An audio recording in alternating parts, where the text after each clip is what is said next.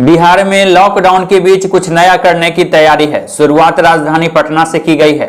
Lockdown के बाद किराए को लेकर मकान मालिक और किराएदार के बीच में तानातनी न हो, इसको ध्यान में रखकर पहली बार एक समन्वय समिति का गठन किया गया है और इसी तरीके का समन्वय समितियां अब बनने लगी है जो बिहार के विभिन्न हिस्सों में डेवलप हो रही है।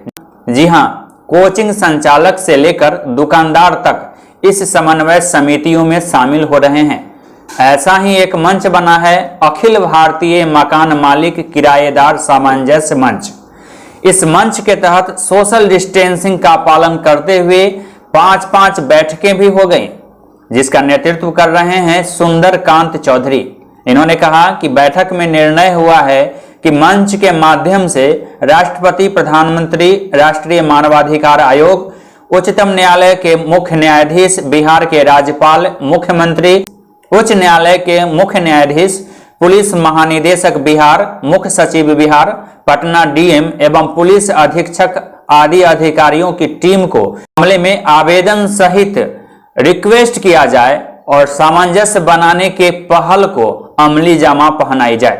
राजधानी पटना में एक बैठक के दौरान A to Z news live ने इस बैठक में शामिल लोगों से बातचीत की और पूछा कि आखिर इस बैठक का उद्देश्य क्या है, इस कॉन्सेप्ट को इंप्लीमेंट में लाने से इफेक्ट क्या आएगा। देखिए लोगों ने क्या कहा। आने वाले दिन में जो विकराल रूप धारण करेगा, हिंसा प्रतिहिंसा संघर्ष होगी, उस संघर्ष से हम देख सकते हैं। मैं डॉक्टर सुंदरकांत चौधरी, निदेशक city civil services academy, Ashok Rajmarg, Patna, director Madras chemistry classes LIC college. मेरा मानना यह है कि ये वैश्विक महामारी के कारण जितने भी व्यवसायी हैं सारे की हालत बद से बदतर हो गई। एक पैसे की आमदनी नहीं है, पढ़ाई लिखाई चौपट है और ये कोचिंग संस्थान और आवासीय किराया जो है ये सिर पर तलवार की तरह लटक रहा है। तो मेरा एक मानना ये है कि मकान मालिक भी इस बात को समझे और कुछ ऐसी व्यवस्था की है ताकि हम लोग जी सकें, उठ पर खड़े हो सकें, क्योंकि आज का जो परिवेश है उसमें भोजन ही बड़ी मुश्किल से होता है और इसका कोई ठिकाना नहीं है इसका खत्म होने के बाद की स्थिति क्या होगी। इसलिए मेरा स्पष्ट मानना है कि मकान मालिक और किराएदार दोनों में सामंजस्य हो और एक दूसरे के दुख को समझें ताकि हम लोग जितने भी व्यवसायी हैं और हैंड टू माउथ वाले आदमी हैं वो जी सकें। विचार करते हुए इस पर जल्द से जल्द दोनों के बीच में कोई बीच का रास्ता निकाले।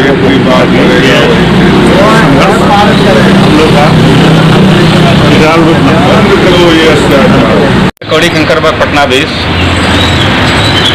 अखिल भारतीय मकान मालिक किराएदार सामंजस्य मंच, इसका 10 आदमियों के मेल से संगठन तैयार हो चुका हुआ है। काफ़ी मकान मालिक लोगों का इसमें सहयोग भी आ गया है, काफ़ी रेंटर लोगों का सहयोग आ गया है। जब कोई नहीं जानता था कि इतनी बड़ी वैश्विक महामारी बिहार सहित पूरी दुनिया में फैल जाएगा, आदमी त्राहिमाम लगा हुआ है। रेंट पर रहने वाले आदमी को रेंट देना तो दूर, खाने के ललायत पड़ा हुआ है, जिसको देखने के लिए कोई आदमी भूखे रह जाते हैं, सुबह से शाम तक धूप में तपते हैं। इसमें काफ़ी कोचिंग संस्थान लोगों को भी इन्फॉर्मेशन मिल चुका हुआ है। वो लोग सबके सब इसमें सहयोग करने के लिए भी एग्रेसिव हैं। इस संगठन को चलाने के लिए इसमें जितने भी मेंबर हैं, जो जुटने वाले हैं, सभी से आग्रह करते हैं। इसमें यह मकान मालिक से बार बार सहत रिक्वेस्ट निवेदन करेंगे, बार बार रिक्वेस्ट करेंगे कि एक आपस के उनको गाइडलाइन को लेते हुए उनसे विरोधाभास करते हुए नहीं, इस बीच का रास्ता हम लोगों के निकालने का कृपया वो कष्ट करें कि हम लोग पहुंच रहे हैं। उनको भी संज्ञान लेना चाहिए। जो कहीं से नहीं दिखाई देता है, अंधकार ही अंधकार दिखाई दे रहा है। कल क्या होगा अभी पता नहीं। ये महामारी इसमें से कितने को ले जाएगा, भी रहेगा, ये सारे बात पर देखते हुए उन लोगों से फिर लास्ट में यही रिक्वेस्ट करेंगे कि हम लोगों के पार्ट पर उनको ध्यान देना चाहिए। माँ सरस्वती गर्ल्स हॉस्टल की तरफ से सरकार से चाह रहे हैं कि हम लोग किराया 3 महीने से बहुत ज़्यादा ओवरलोड हो गया है, तो सरकार के माध्यम से चाह रहे हैं कि कुछ रिबेट हम लोग को मिले ताकि हम लोग भी किराया दे सकें और मकान मालिक की किराया ले सकें। मकान मालिक कुछ हैं कि अपने मन से हमको ये भी कर रहे हैं कि नहीं आपको 50% देना है। कुछ लोगों का था कि हमको तो मकान मालिक बोल रहे हैं कि कुछ देना ही नहीं है। कुछ कह रहे हैं कि नहीं कुछ दे दीजिएगा, बाद में जब सामान्य स्थिति हो जाएगी तो उसको लेकर के हम आज से 20 दिन 25 दिन पहले चौधरी जी को इस बात पर ये किए कि चौधरी जी आप कोचिंग संचालक हैं, शिक्षा क्षेत्र से जुड़े हुए हैं और आपको इस पर आगे बढ़ना है। और कुछ लोगों को मैं इनसे जोड़ भी दिया था और आज इसकी 7वीं बैठक इसकी हो रही है और 7वीं बैठक हो चुकी है। अखिल भारतीय मकान मालिक एवं किराएदार सामंजस्य मंच का हम लोगों ने गठन किया है और आज जो स्थिति बनी हुई है पटना महानगर में कोविड-19 कोरोना वायरस के चलते काफ़ी तनावपूर्ण स्थिति बना हुआ है पूरे बिहार में। किराएदार लोग कह रहे हैं कि मैं कहाँ से किराएदार दूंगा, खाने की रोटी नहीं है, खाने के लाले पड़े हुए हैं। और मकान मालिक कह रहे हैं कि नहीं तुम्हें किराया देना ही पड़ेगा। तो ये काफ़ी तनाव बना हुआ है। प्रिय मित्रों, प्रिय बंधु, हमने ये कहना चाहते हैं पूरे बिहार वासियों को, इस पर हम लोगों को आपस में मिल बैठकर तय करना चाहिए। इसमें हम लोगों को मिल बैठकर विचार करने की जरूरत है, आपस में सामंजस्य लाने की जरूरत है, आपस में सामाजिक समरसता लाने की जरूरत है। अभी पूरा भारतवर्ष कोविड-19 के प्रकोप से गुजर रहा है, जिसमें पूरा हमारा बिजनेस एक्टिविटीज, इकोनॉमिक एक्टिविटीज बुरी तरीके से प्रभावित हुआ है। हमारे राज्य बिहार में लगभग 45 दिनों से सभी काम काज ठप हैं। दुकानदार हों, कोचिंग इंस्टीट्यूट हों या फिर लॉज में रहने वाले विद्यार्थी हों, सभी परेशान हैं। ऐसी परिस्थिति में सरकार से गुजारिश है कि सभी लैंडलॉर्ड्स के से रिक्वेस्ट किया जाए कि 3 महीना का रेंट वो नहीं लें। और सरकार से यह भी गुजारिश है कि जिन मकान मालिक भाइयों का EMI चल रहा हो उस EMI का भरपाई सरकार करे, ताकि रेंटर और लैंडलॉर्ड के बीच में एक अच्छा सामंजस्य स्थापित हो। और भविष्य में भी आपका जो है सरकार को रेंट से अच्छा रेवेन्यू आ सकता है।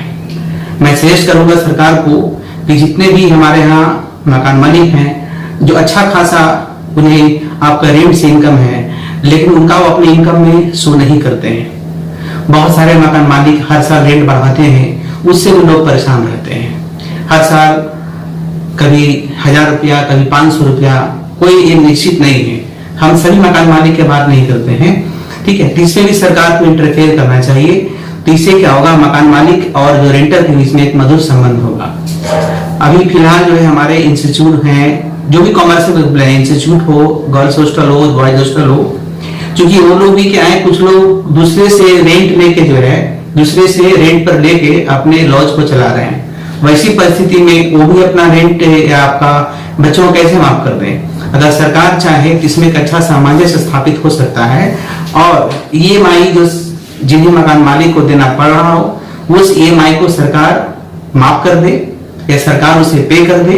और गवर्नमेंट को एक एडवाइजरी जारी करके बताना चाहिए कि आपका जो है जितने भी आपका मकान मालिक हैं, कृपया वो आप जो है ना तो लॉज से ना तो किसी कमर्शियल कॉम्प्लेक्स से वो 3 मंथ का रेंट ले। ये मानवीय नाते किया जा रहा है।